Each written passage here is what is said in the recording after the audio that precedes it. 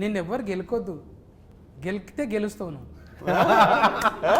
నిన్ను గెలికితే గెలుస్తావు, అందుకే నేను గెలుకొద్దు, మంచిగా సక్కులు కూల చేసి ఇడిచిపెట్టాలి. ఏదో నవ్వుకుంటా పోతావు కానీ గెలికినామా కథమే.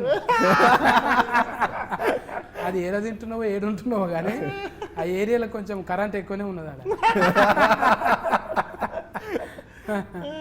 గ్రేట్ అమ్మ నాయన మంచి కాంప్లిమెంట్ ఎవరు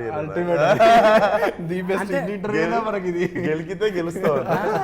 అజ్బరువు చేస్తున్నాగా నేను, నువ్వు గెలికిన కొద్దీ గెలుస్తావు, అందుకే ఆయన గెలుకొద్దు రాడు, ఊకే గెలుస్తున్నది నాకు అనిపిస్తున్నది.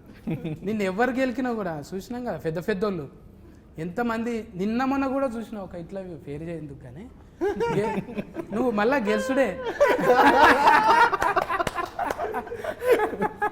మజా వచ్చింది అంటే నీ క్యారెక్టర్లకి నేను వచ్చిన, నేనైనా కూడా ఇదే ఇస్తా కదా బా సఫా సఫా, వెనకటికి ఒక బాణం ఇడిస్తే ఫదిలుతాయి చూడు జప్పు, అట్లా పోతున్నాయి. ఏడా అసలు మసలనిస్తలేవు, ఎవ్వడు కూడా మసలనిస్తలేవు.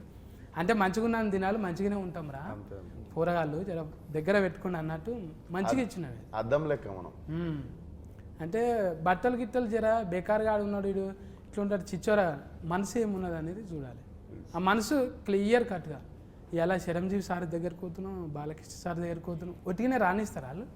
ఇక్కడ అద్దం పెట్టుకొని పోవాలి, అద్దంలో ఫోటో కనిపించాలి, అది ఒట్టిగా రాదు, నటిస్తే రాదు. నేను కూడా మసాలు ట్రై చేసిన కానీ అద్దం జర మాస్కున్నది. అది క్లియర్ చేసుకోవాలి, తుడుచుకోవాలి మంచిగా. అంటే నేర్చుకోవాలి. ఇప్పుడు చిన్న ఏజ్లోనే కొంతమందికి మెచ్యూరిటీ వస్తున్నది, అది నీకు ఎప్పుడో వచ్చేసింది.